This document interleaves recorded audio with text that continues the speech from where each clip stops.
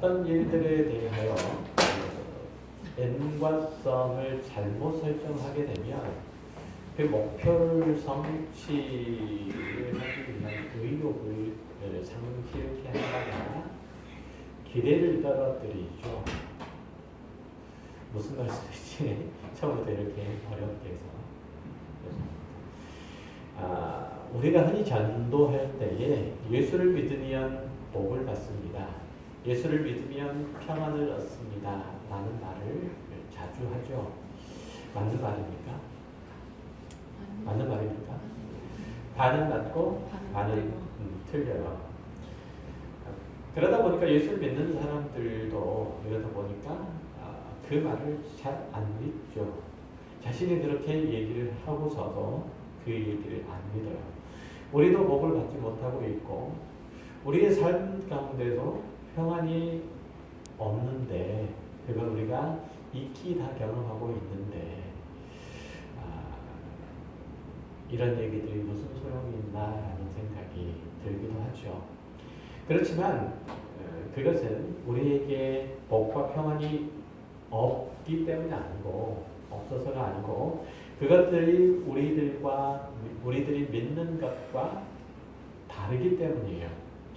그리스도의 평안, 그리스도의 은혜 이것은 외적인 고난과 시련과 아픔 때문에 고생하지 않고 먹고 있는 문제 때문에 부족하고 결핍하고 그리고 춥고 줄이는 것이 아니죠.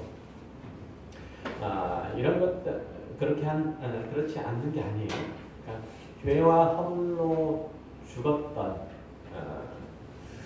우리들에게 하나님과 원수가 된 우리들에게 예수 그리스도께서 찾아오셔서 그의 목숨을 대속물로 내어주심으로 하나님과 화목해 하고 하시고 하나님과의 관계를 회복시켜 주시는 것 그로 말미암는 평안 그로 말미암는 하나님의 은혜 이게 적어도 기독교가 얘기하는 평안이고 또한 은혜이고 복이죠. 지난 몇 주 동안 함께 나누었던 모든 말씀은 큰 틀에서 바로 이 예수 그리스도께서 우리에게 주시는 복과 은혜와 평강에 관한 얘기죠. 이것을 또한 사도 요한을 통해서 계시로 또한 증거를 하고 있다는 것. 우리는 이것을 이미 잘 알고 있죠. 이게 이제 요한계시록이라는 거죠. 초대교회 교회하고 그 이후에 상당 기간 동안에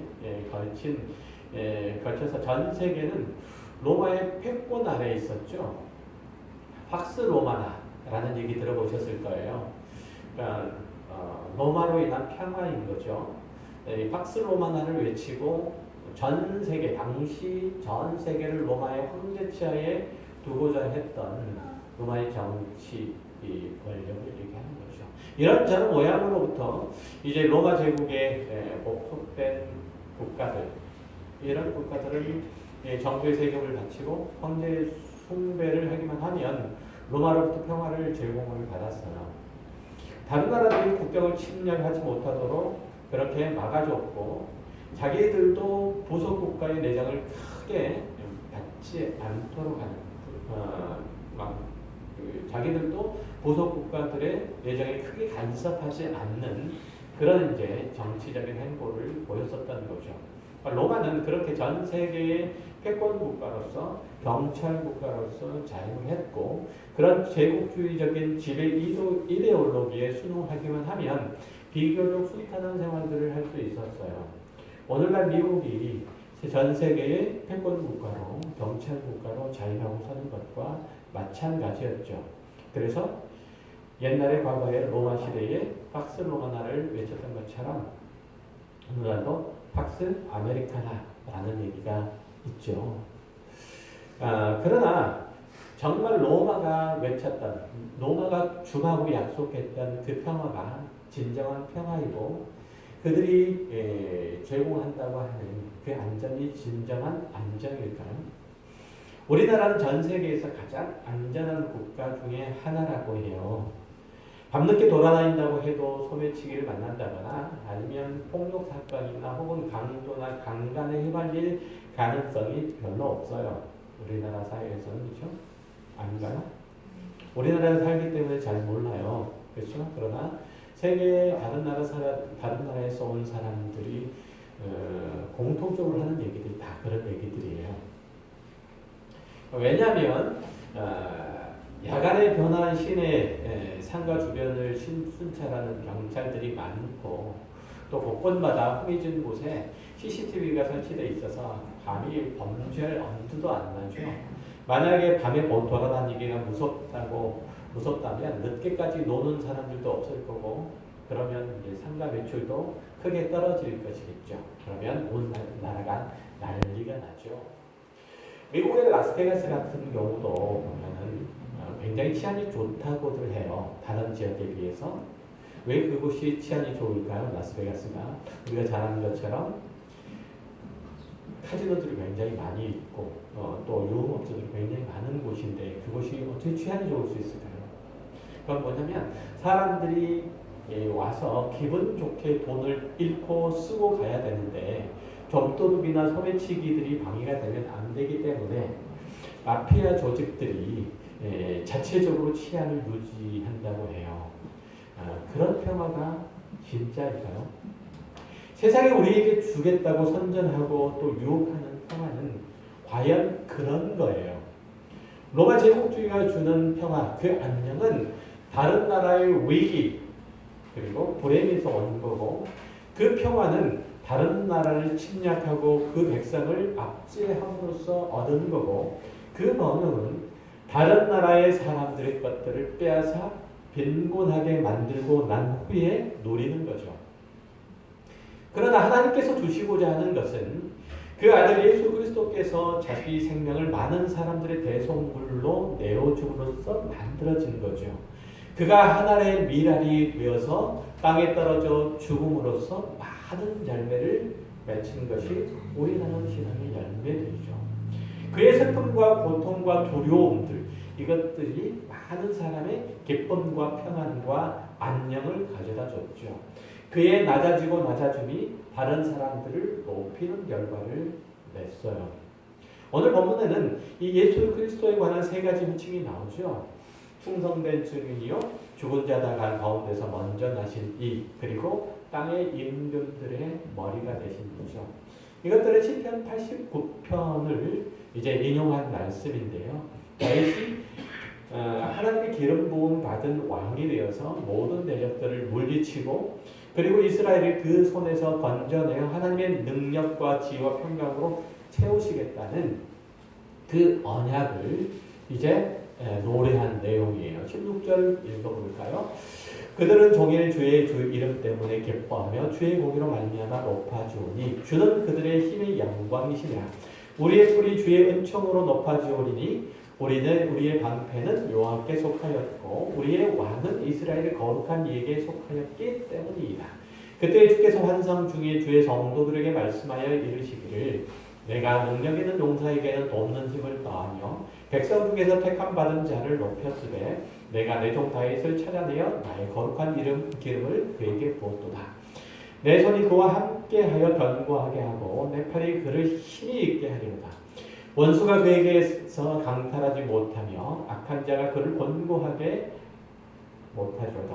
내가 그의 앞에서 그 대적들을 박멸하며 그를 미워하는 자들을 치려니와 나의 성실함과 인자함이 그와 함께하리니 내 이름으로 말미암아 그의 뿔이 높아지리로다. 내가 또 그의 손을 받아 위에 놓으며 오른손들을 강들 위에 놓으리니 그가 내게 부르기를 주는 나의 아버지시요 나의 하나님이시요 나의 구원의 바위시라 하리로다. 이 시편은 하나님께서 압제당하고 있는 이스라엘을 위해서 다윗 왕권을 재건할 메시아를 보내시겠다는 그런 약속, 그런 예언의 메시지예요. 그러니까 이것을 노래하는 내용이죠. 그러니까 요한은 이 시편을 인용해서 하나님께서 이 약속의 말씀대로 그 아들을 이 땅에 보내셨고 그 아들이신 예수 그리스도께서도 다윗의 언약으로 약속된 영원한 하나님의 나라를 이 땅에 세우셨음을 확인해 줌으로써 그리고 장차 오실 때 그 땅을 완전케 하시라는 그 약속의 말씀들을 주심으로써 소아시아에 있는 교회들의 믿음을 굳건하게 하죠. 원래 다윗 원약은 메시아의 출현에 대해서 약속하고 있는 내용은 아니죠. 하나님께서 다윗 왕권을 영원토록 굳건하게 세우시겠다는 약속의 말씀이 다윗 언약이에요.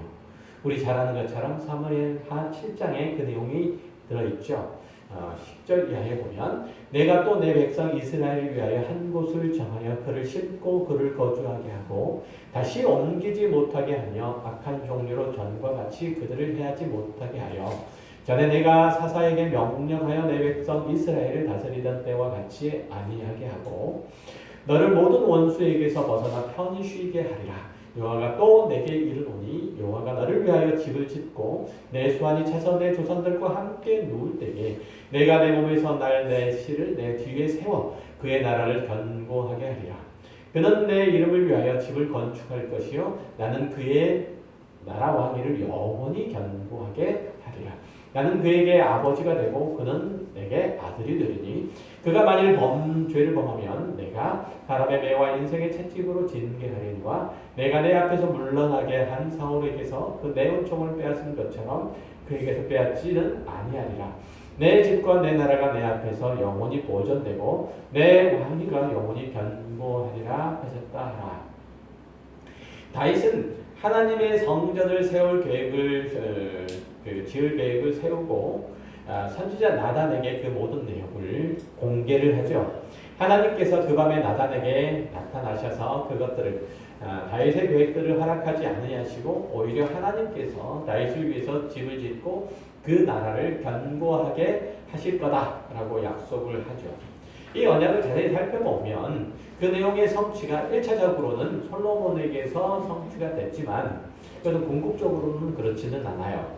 그러니까 이 언약의 내용들이 솔로몬에서 다 성취되었다고 보기에는 어려운 부분들이 있죠. 모든 언약이 그런 것처럼 1차적으로 성취되는 부분이 있다면 또 2차적으로 궁극적으로 성취되는 부분이 또 달리 있는 거죠. 그러니까 이스라엘 왕국을 보게 되면 얼마 가지 못해서 솔로몬이 죽은 후에 이 이스라엘이라는 나라가 두 개로 쪼개지고 말죠. 그리고 북왕국 이스라엘은 BC 722년에 그리고 남왕국 유다는 BC 586년에 멸망하고 말기 때문이에요. 그 이후로 이스라엘은 계속 다른 나라의 지배를 받다가 헬라 제국의 알렉산더가 죽고 난 후에 헬라 제국이 분열하고 하는 바람에 잠깐 혼란기를 타서 독립국가의 형태를 취하다가 다시 로마에게 정복을 당한 후에 쭉 지속이 되죠. 그러니까 로마에게 정복된 다음에 특별히 이제 지후 70년에 로마 티수스 장군에 의해서 예루살렘이 혁파되고 난 다음에 거기에 있는 거주민들을 다 각 지역에 뿔뿔이 흩어뜨리죠. 그러다 보니까 이스라엘 나라의 흔적 자체가 사라지게 돼요. 그리고 쭉 2000년을 그렇게 흐른 후에 2차 세계대전 후에 시오니즘이라는 운동이 이제 유대인들 사이에 일어나게 되죠. 그래서 각 지역에 있는 유대인들이 옛 땅으로 돌아와요. 땅을 사서 돌아올 때 이스라엘을 재건하죠.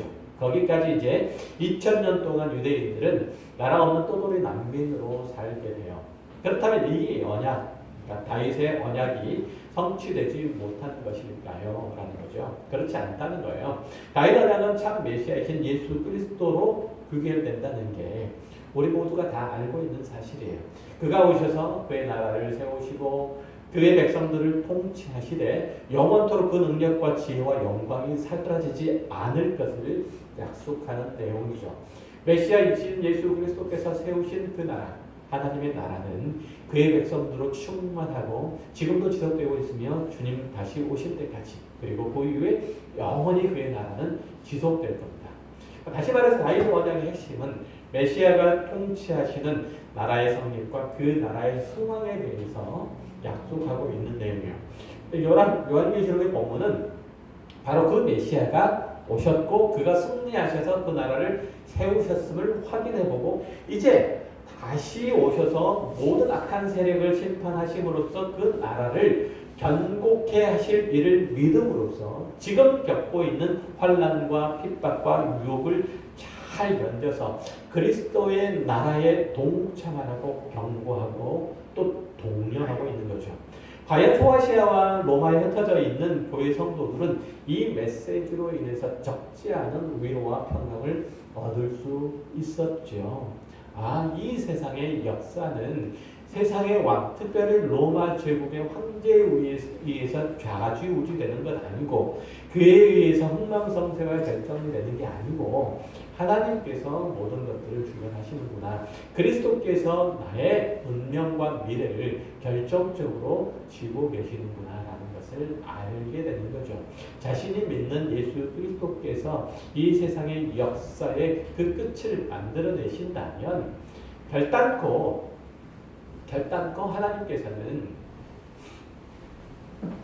하나님께서 세우신 교회는 또 그 백성들은 결코 멸망하지 않을 것이다라는 사실들을 분명히 알았죠.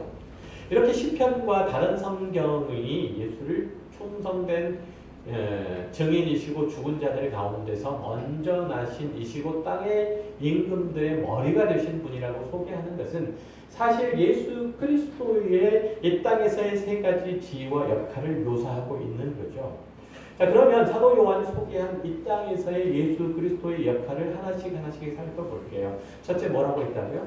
충성된 증인이라고 얘기를 하고 있죠. 소개하고 있어요. 예수 그리스도께서 영적인 존재로서 사람의 눈에 보이지 않는 하나님을 보이시고 사람의 귀에 들리지 아니하는 하나님의 말씀, 그 음성을 전달하시는 분이시라는 거죠. 그런데 그 충성된 증인으로서 예수 그리스도의 삶은 그렇게 녹록지 않았죠. 하나님께서 어떤 분이시고 이 세상과 그 속에 속해 있는 사람들에 대한 뜻과 계획이 어떠한지를 드러내시는 것, 하나님의 성품과 그 하나님의 위대하심을 드러내시는 방법이 그렇게 녹록지 않았다는 거죠. 그러니까 예수님의 공생의 기간 동안에 늘 그분을 고발하려고 하는 이들이 있었고 그분을 조롱하고 야유하는 이들과 죽이려는 자들이 그 주변에 늘 항상 있었어요. 그러나 그 모든 환경들 속에서 예수님은 당신이 하나님께로부터 보내심을 받은 이 힘을 드러내는데 단 한 번도 실패하지 않으셨다는 사실이에요.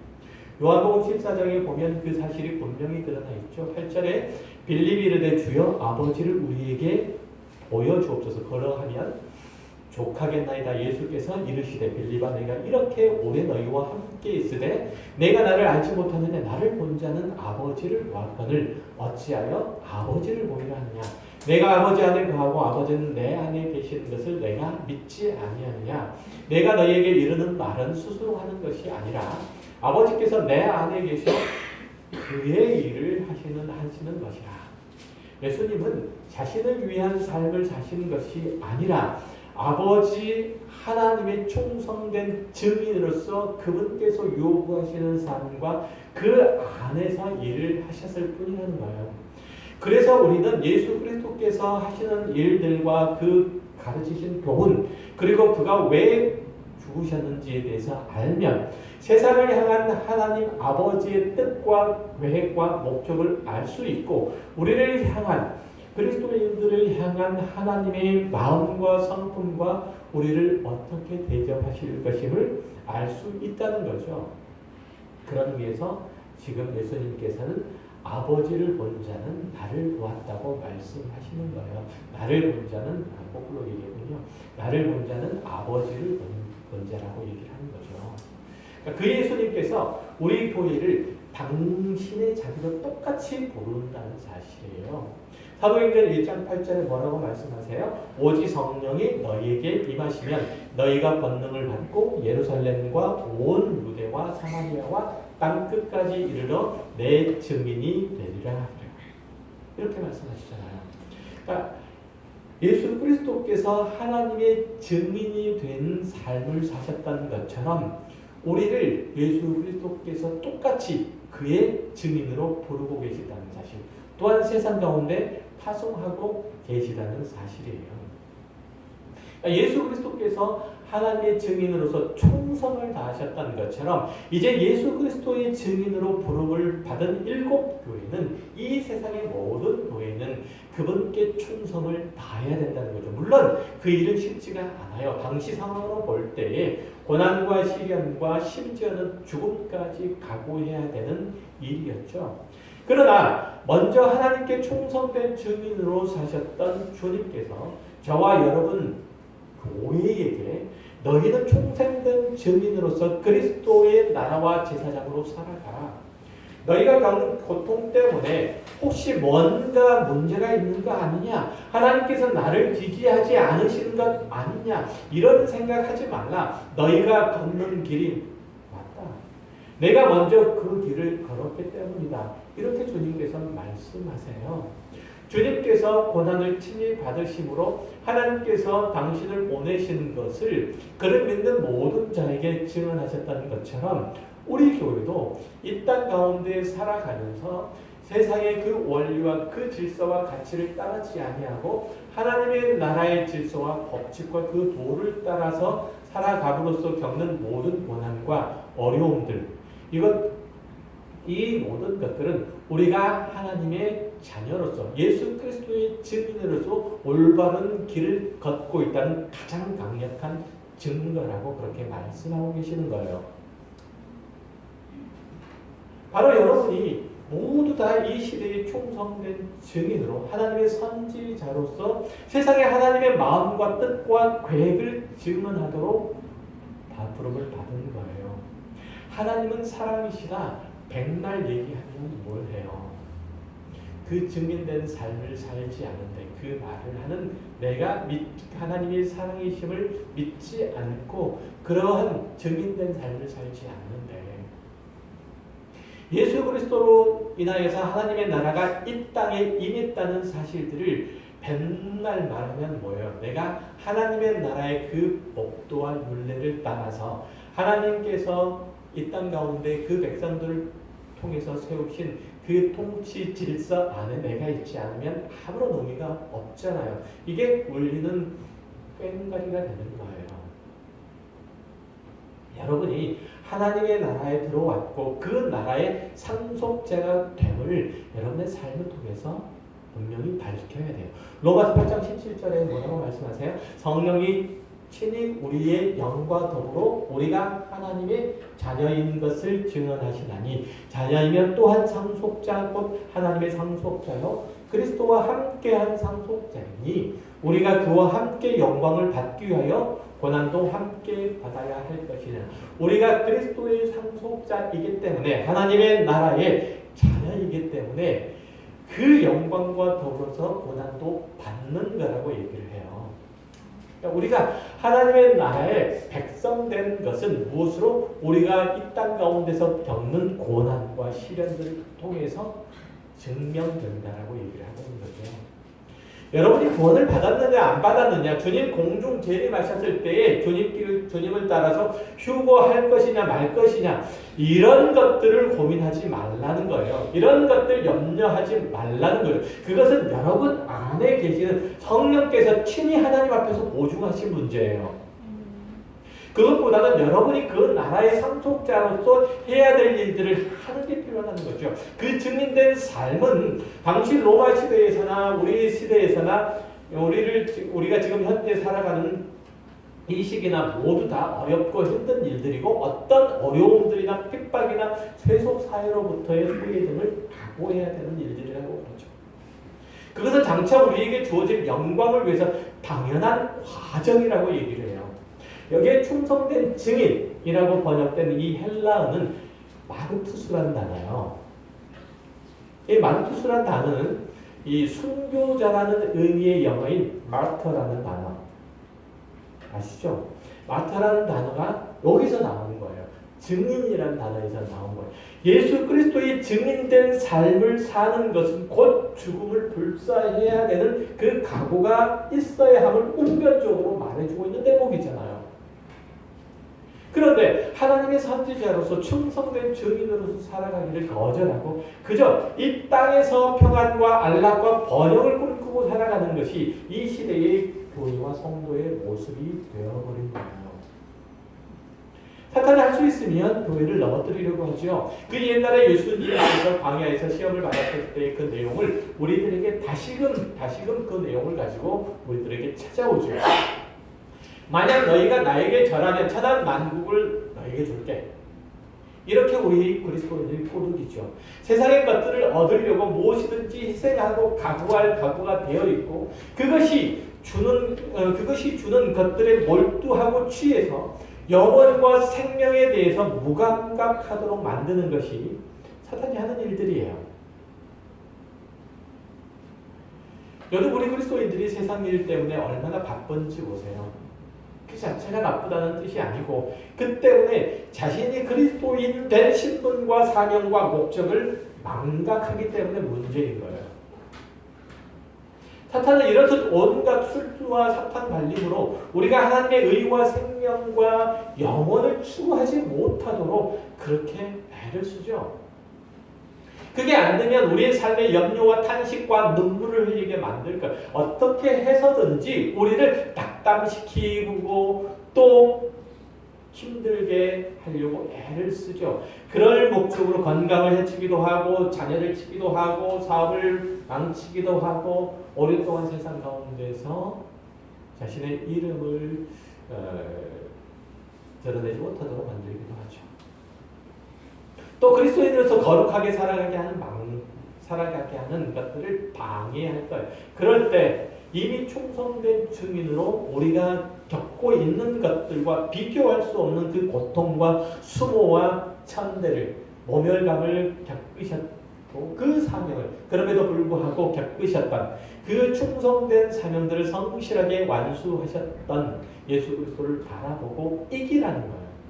그가 하나님 보좌 우편에 서 계시면서 발을 동동 구르면서 안타까워하시고 우리를 위해서 간구하시는 것을 보라 이거죠. 그가 가만히 계시지 않는다는 거예요. 지금도 우리를 위하여 간구하게 계시고 지금도 우리와 함께 계세요. 히브리서 12장 2절에서 뭐라고 말씀하세요? 믿음의 주요 또 온전케 하시는 이인 예수를 바라보자. 그는 그의 앞에 있는 기쁨을 위하여 십자가를 참으사 부끄러움을 개의치 아니하시더니 하나님 보좌 우편에 앉아 계십니다. 하나님 보좌 우편을 왜 앉아 계십니까? 그의 지위, 그의 신비를 누리기 위해서입니까? 그렇지 않습니다. 하나님 보좌 우편에서 우리를 다스리기 위하여 우리를 당신의 의로, 당신의 사랑으로, 당신의 은혜로 우리를 다스리고 지키시기 위하여 지금 보좌 우편에 앉아 계신다는 거죠. 두 번째로 사도 요한은 예수님을 죽은 자들 가운데서 먼저 나신이라고 기록하고 있어요. 여기서 죽으셨다는 것은 예수께서 당신의 몸을 거룩한 산 제사로 들으셨다는 뜻이죠. 그분은 친히 하나님의 대제사장이 되셔서 뿐만 아니라 하나님께 드리는 속죄 어린 양이 되셔서 자신을 향기로운 산 제물로 그렇게 들으셨어요. 하나님께서는 그를 죽은 자 가운데서 다시 살리심으로써 그가 품으신 모든 이가 그와 더불어서 사해졌고 그 구원이 성취됐다는 것을 선언하셨죠. 바로 이 죽은 자들 가운데서 먼저 나신 이라는 표현들이나 잠자는 자들의 첫 열매라는 그런 표현들이나 많은 형제 중에 맏아들이라는 이런 표현들은 나중에 날짜가 있다는 뜻이잖아요. 지난 시간에 말씀드렸던 것처럼. 그렇죠?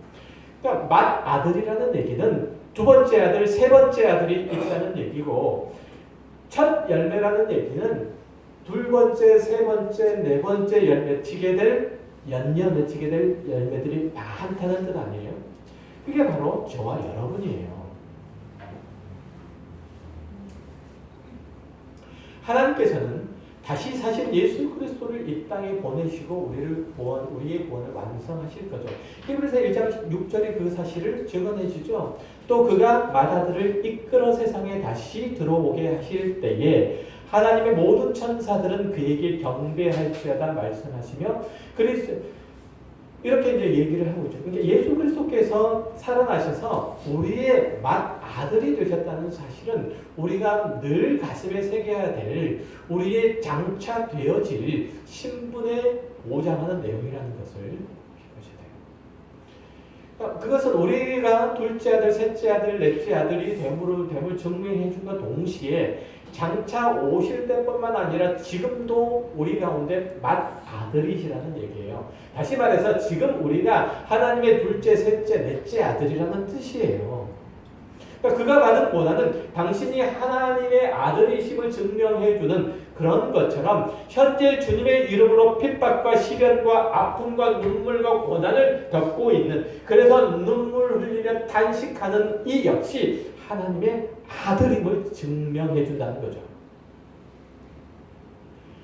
이제 그 아들은 승리하신 맏아들이신 그리스도 예수께서 가지고 오시는 그 나라를 상속받을 것이고, 그 나라에서 아버지 하나님의 보물로서 그분의 영광을 드러낼 거라고 성경은 계속해서 우리들에게 주지시키고 또한 약속하고 있다는 거예요.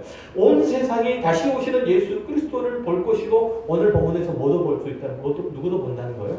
그를 찌른 자도 볼 거예요. 여러분이 그리스도인으로 사는 것을 방해하고 핍박하는 이들도 모두 그의 오심을 보게 될 거예요. 설령 여러분이 주님 오시기 전에 육체의 죽음을 맛본다고 할지라도 그것은 잠시의 눈을 감고 휴식을 취하는 것일 뿐 영영 망하는 것이 아니죠. 주님께서 오셔서 죄로 오염된 세상을 깨끗하게 쓸어내시고 그 자리에 새 하늘과 새 땅을 펼치실 거예요. 그것은 보복의 의미가 아니라고 그랬어요. 그렇죠? 말씀드렸었죠? 그것은 보복의 의미가 아니고 하나님의 백성인 우리들이 하나님의 의와 평강과 자비와 은혜로 살아가는 우리들이 살아갈 모든 터전 그 환경들을 하나님께서 거룩하게 개간하시는 그 작업으로서 새하늘과 새 땅이에요. 그 작업으로서 모든 더럽고 추한 것들을 몰아내심으로써의 심판이에요. 보복이 아니고 마지막 심판도 그렇게 이루어질 거라는 거죠. 주님께서 죄로 오셔서 죄로 오염된 세상을 깨끗하게 쓸어내시는 그런 작업으로서 새하늘과 새 땅이 열릴 거예요. 그래서 우리의 두려움은 내 앞에 닥쳐있는 세상의 어려움이 아니라 내가 정말 하나님을 알고 있는가, 하나님께서 나를 구원하시고 그 자녀로 삼으신 목적대로 내가 하나님을 예배하는 삶을 살아가고 있는가. 죽은 자들 가운데서 다시 사신 예수 그리스도 안에서 부활한 둘째, 셋째 아들로서 살아가고 있는가. 이걸 고민해야 되는 거예요. 이걸 두려워해야 되는 거예요. 여러분이 세상의 눈치를 보고 거기에 끌려가는 삶이 아니라 오히려 죽어있는 세상에 하나님의 생명을 전달하는 삶을 살아가고 있는가. 이걸 염려해야 되는 거예요. 이걸 확인해 봐야 되는 거죠. 이것을 점검해야 돼. 이 세상의 역사의 시작과 끝은 오직 그것들이 있게 하신 하나님께서 열고 닫으신다는 것을 늘 명심하는 삶이 여러분의 앞길 가운데 열려야 돼요. 여러분이 눈치를 보고 두려워해야 될 대상은 세상이 아니라 여러분의 몸과 영혼을 죽이는, 그래서 영원한 지옥에 멸하실 수 있는 하나님이세요. 마태복음 10장 28절에 뭐라고 말씀하세요? 몸은 죽여도 영혼은 능히 죽이지 못하는 자들을 두려워하지 말고 오직 몸과 영혼을 능히 지옥에 멸하실 수 있는 이를 두려워하라. 이렇게 말씀하시죠. 사도 요한이 세 번째로 예수 그리스도를 설명하는 내용이 뭐죠? 땅의 임금들의 머리가 되셨다고 교회에 소개해요. 당시 초대교회 성도들은 로마 황제의 권세에 벌벌 떨었죠. 어떻게 하면 그의 비위를 거스리지 않을까 고민을 했어요. 그에게 머리를 조아려서라도 현재 힘에 부치도록 버겁고 무거운 고통스러운 이 경제적인 가난, 사회적인 소외, 정치적인 적대감 이런 것들을 모면할 수 있겠나 염려하는 마음으로 그의 신앙들이 많이 흔들렸어요.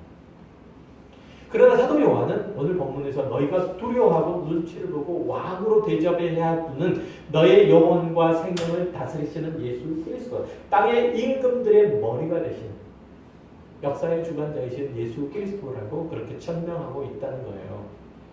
그는 초대교회의 성도나 그리스도 안에 있는 모든 자들을 위해서 대신 죽은 이시고 그래서 우리의 맏형이신 거예요. 그래서 이 세상을 다시 심판하러 오실 권세를 가지고 계신 분이신 거예요. 그러니 우리는 이 세상의 눈치를 보고 아부할 게 아니고 이 세상에 맞서 싸워 승리해야 돼요. 초대교회는 그들의 적대 세력이 분명히 존재했고 그리스도인으로서의 어느 편에 서야 할지 끝장날 수 있는 상황이었어요. 초대교회 때는. 그러나 오늘날 그리스도인에게 있어서 대적하는 세력들은 굉장히 광범위해졌고 또한 교묘해졌고 그리고 아주 모호해졌어요. 심지어는 교회 안에서 복음이라는 이름으로 등장하기는 하지만 실은 사탄의 마각인 경우도 굉장히 많죠. 그 가장 지독한 예가 바로 만몬 숭배예요. 만몬이란 인간과 세상에 신적인 영향력을 행사하는 돈을 말하죠. 돈을 가지려고 하는 게 뭐가 문제인가 하는 분들이 있을 거예요. 돈 가지는 문제 없어요. 그러나 조금만 생각을 해보면 사실은 돈은 가치 중립적인 어떤 것이지만 그럼에도 불구하고 인간이 가장 빠져들기 쉽고 숭배하기 쉬운 우상 숭배예요. 그러니까 돈을 사랑하는 것이 일만하게 뿌리라고 그러고 하나님과 재물을 겸하여 섬길 수 없다 그러고 돈을 섬기는 것은 곧 죄악이라고 그렇게 얘기를 하잖아요. 돈은 단순히 물질이 아니라 인간에게 자신의 정체성과 삶의 의미 그리고 존재의 가치를 부여해주고 이것만 있으면 영원히 살아갈 수 있을 것 같다는 그런 착각을 불러일으키는 신적인 힘이 있죠. 돈에는. 그런데 현대 자본주의 사회에서는 이 돈이 주는 힘의 원리를 따라 움직이는 사회예요. 우리 사회도 그런 자본주의 정신에 따라 개인주의적이고 그리고 배타적인 사유재산권 사상들이 널리 인정되고 있죠. 그래서 그것들을 따라 살아가요. 피도 눈물도 없이 그것을 얻기 위해서라면. 그러나 성경은 이것들이 하나님이 각 개인에게 은사를 돈이라고 하는 것이 물질이라고 하는 것이 하나님께서 각 개인에게 주신 은사이므로 그 청지기로서 그 사이에 속한 모든 공동체의 일원들에게 꼭 필요한 부와 소유를 흘려보내야 된다고 그렇게 말해요. 은사는 자신을 위해서 주신 것이 아니라 주와 공동체를 위해서 주신 거예요. 그렇게 사용하라고. 물론 성경이 사회주의 국가를 구성하라거나 아니면 전체주의를 지향하라는 그런 가르침을 주고 있는 건 아니에요. 다만 개인주의적인 탐욕에 몰두하지 말고 이웃사랑의 실천을 위해서 자신에게 주어진 소유를 잘 다스리고 관리하는 것이 필요하다고 누누이 강조하죠. 거기에 매몰되지 말라는 거예요.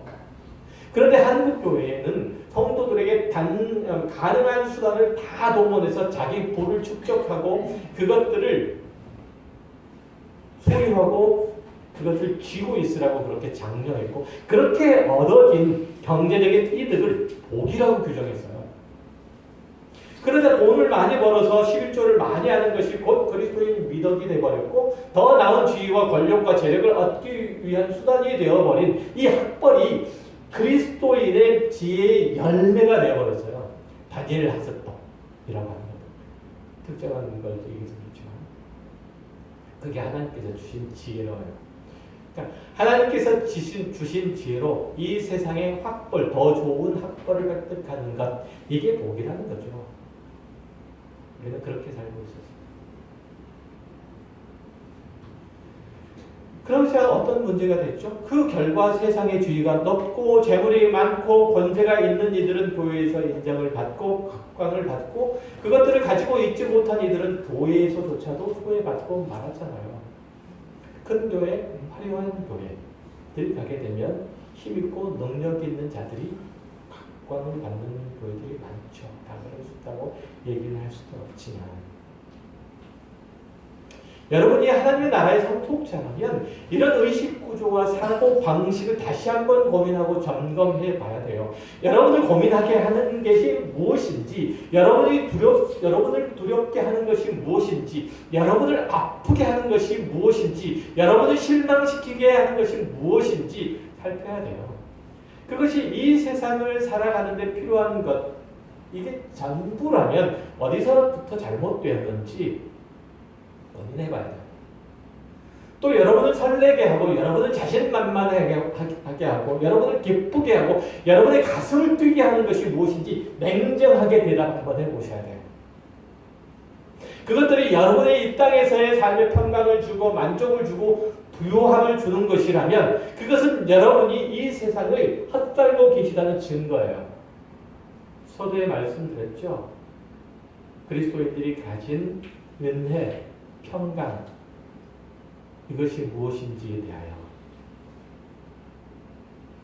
여러분들이 이런 것들에 매몰되어 있으면 예수 그리스도를 믿는 게 하나도 안 기쁠 거예요. 기독교 신앙을 가지고 있다는 사실이 굉장히 거추장스러운 일들이 될 거예요. 특별히 교회에 와서 이런 류의 설교를 듣고 메시지를 전해 듣는다는 사실이 굉장히 불쾌할 수도 있어요. 그리스도의 교회는 이 땅에서의 번영하는 자들이나 이 땅에 편승한 자들이 아니라 이 땅에서 전투하는 교회예요. 전투하는 교회. 이 땅의 가치와 그 세력들 가운데서 하나님의 사람으로 거룩하고 의로 살아가기 위하여 전투하는 곳이 이 땅의 교회예요. 밖으로 악한 자들, 악한 세력과 싸워야 되고 안으로 그에게 하수인 노릇하면서 살아왔던 우리의 옛사람과 싸워야 돼요. 우리의 맏형이신 그리스도께서 이미 이기셨고 또 그 뒤를 따르는 우리가 이기는 길들을 내주셨고 보여주고 가셨어요. 그분은 승리자로서 하나님 보좌 우편에 가셨기 때문에 우리는 그 뒤를 성실하게 따라가면 돼요. 문제는 악과 싸우지 않는 것이고 세상 풍조에 거스르지 않는 거예요. 우리가 돌이켜 회개해야 될 곳이 바로 그것이에요. 부디 세상에 속한 사람들과 그리스도인인 내가 다른 게 무엇인지 살피시고 그리스도인으로서 잘못된 길들을 가고 있다면 거기서 즉시 돌이키세요. 하나님의 평화, 하나님의 평강이 여러분과 하나님 사이에 이루어져야 돼요. 여러분과 하나님 사이에. 그것은 세상과 적대함으로써만 얻어지는 것들이라는 것을 기억하시고 그렇게 하나님과 화평함으로써 그분에게서 흘러나오는 하늘의 은혜와 평강과 풍성이 우리 가운데, 우리 교회 가운데 임하는 그러한 날들을 보길 바랍니다. 주님 오시는 그날까지 저와 여러분의 삶 속에서 그렇게 하나님의 생명이 풍성하게 열매 맺히는 귀한 우리들의 신앙생활이 되시길 주의 이름으로 축원합니다. 기도하겠습니다.